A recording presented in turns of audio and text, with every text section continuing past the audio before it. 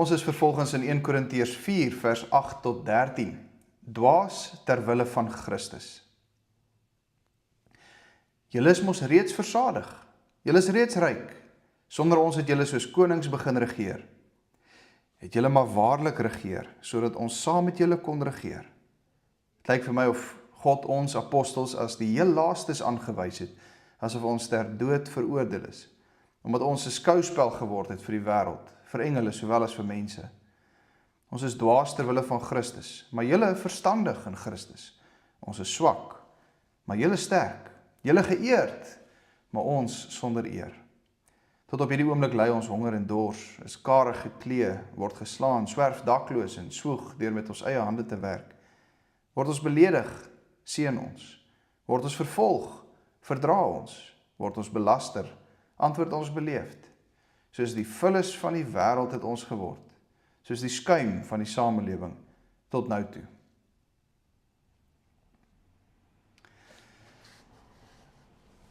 Ons hoor hier 'n sarkastiese Paulus.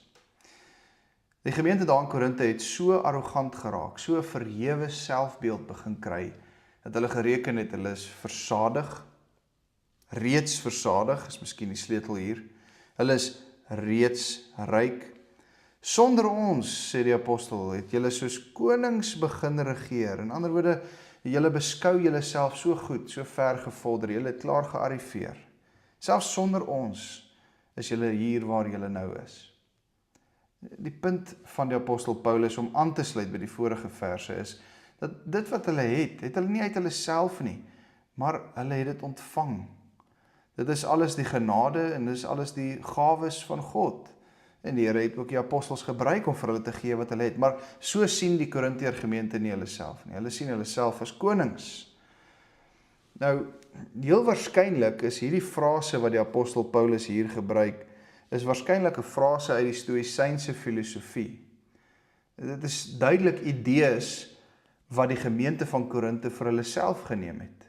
Ons kom weer terug hier by daai baie duidelike bewys dat die Korintiër gemeente wêrelds is. Dat hulle die wêreldse wyshede heel ingesluk het.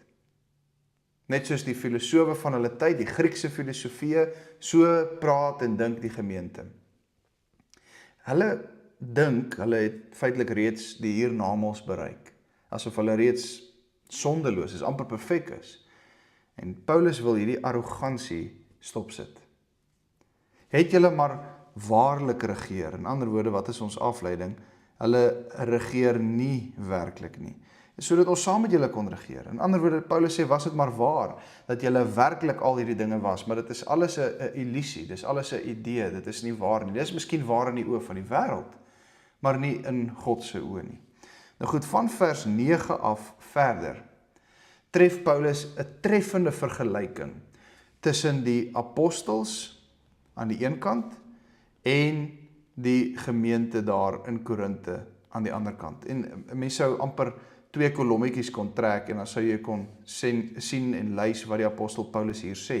Wat sê hy oor die apostels en wat sê hy van die gemeente? In ander woorde, hier's wat moet gebeur.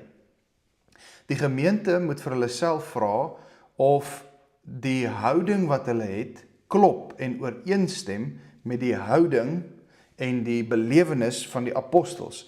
En dis hoe hulle sal weet of hulle werklik wys is, of hulle werklik in God se oë soos konings, die konings in Christus regeer en leef. So hulle moet in hierdie kontras, moet hulle self ondersoek doen. Die apostel Paulus begin, en dan sê hy, dit lyk vir my of God ons apostels as die heel laastes aangewys het. Nou, hier is iets wat ons moet vashou, in hierdie hele beskrywing, en hierdie kontras wat die apostel Paulus gee.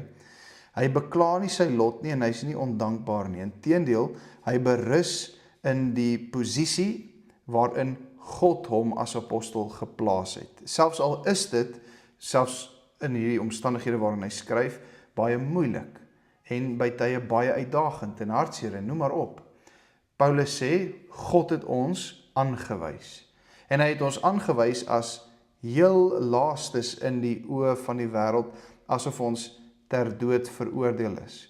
Maar hierdie is nie Paulus wat kla nie, dis nie hy wat murmureer nie, dis hy wat sê, Kyk waar het God ons geplaas. Kyk hoe het hy dit vir ons aangewys. Maar nou moet die gemeente ook hulle self en hulle houding en hulle posisie kontrasteer. En hulle moet sê, is dit ook waar van ons?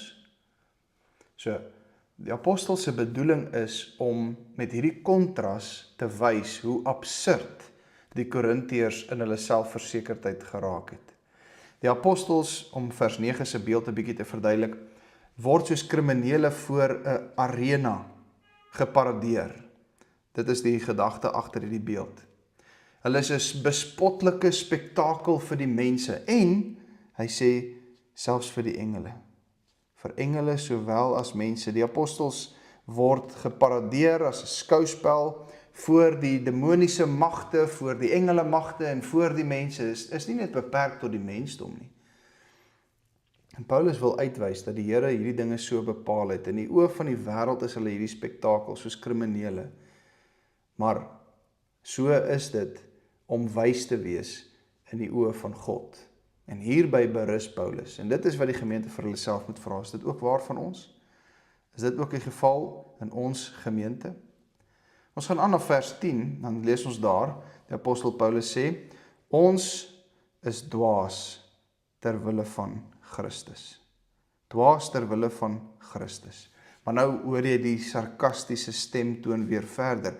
Maar julle beskou julleself as verstandig in Christus. Ons, die apostels, ons is swak ter wille van Christus natuurlik. Maar julle beskou julleself as sterk.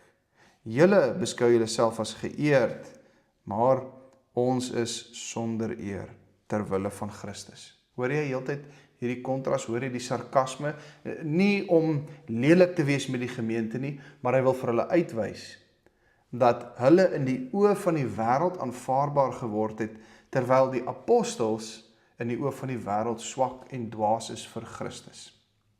In ander woorde, wat het gebeur in die gemeente daar in Korinte?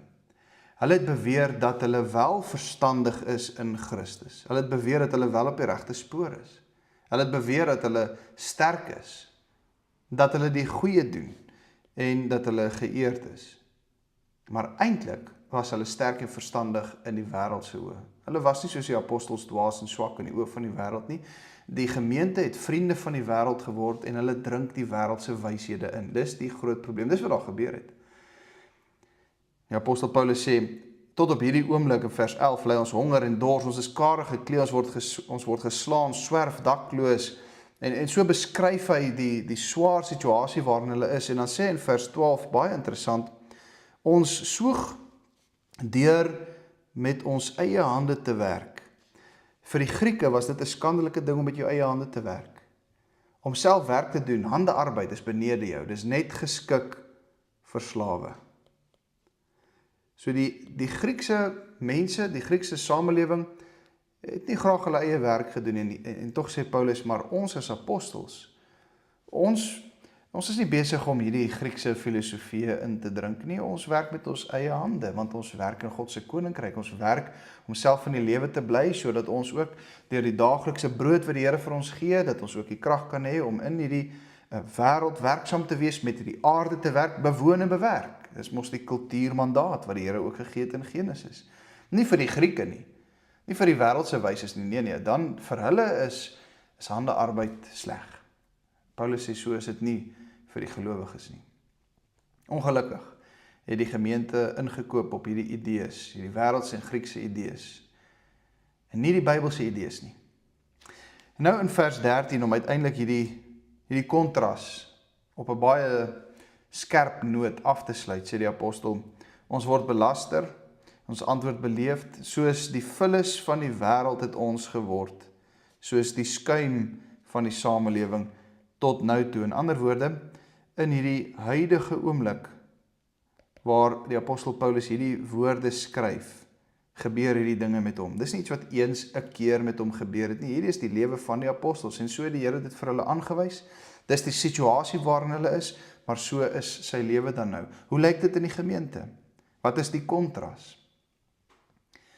Paulus sê dat hulle nie net dwaas is, die apostels is nie net dwaas nie, maar hulle is totaal en al veragtelik vir die wêreld. So jy moet kan sien in hierdie ellelange kontras hoe laag die beeld van die apostels in die oë van die wêreld werklik is. Jy moet sien en jy moet kan voel hoe min die wêreld werklik van die apostels dink. Dit is die apostels se bedoeling, dis Paulus se bedoeling hier. Hy wil vir die gemeente, hy wil vir ons wys dat die apostels werklik wegwerplik was in die oë van die wêreld en die wêreld het geen agting of respek vir hulle nie. Selfs in die oomblik wat hy hierdie brief skryf, is dit die geval. Nou Paulus gaan dan volgende keer, in die volgende verse, gaan hy verduidelik waarom hy nou hierdie kontras geteken het. Waarom het hy so met die gemeente kom praat? Maar vir nou moet ons net eers agterkom dat Paulus ten volle berus by die feit dat hy 'n dwaas is ter wille van Christus en hy wil dit ook wees. Hy wil dit ook wees. Ongelukkig het die Korintiër gemeente ook met minagting begin kyk na Paulus. 'n duidelike teken dat die gelowiges daar in Korinthe gemakliker was met die Griekse filosofie as met die skrif. Hoe sou jy die gemeente waarin jy is beskryf? Hoe sou jy jouself beskryf? Is daar miskien by jou of by jou gemeente hierdie idee dat jy reeds gearriveer het? Hierdie idee dat jy klaar daar is, dat jy feitelik in die hiernamaals is, dat jy sterk is, versadig is, koning is wat regeer? Of is jy dwaas in die oë van die wêreld ter wille van Christus? Here, ons koop baie makliker in op die wêreldse filosofie as u wysheid. Leer ons wat dit beteken om 'n dwaas te wees ter wille van Christus. Help ons om hierdie kontras te sien tussen ons Christene en die wêreld. Amen.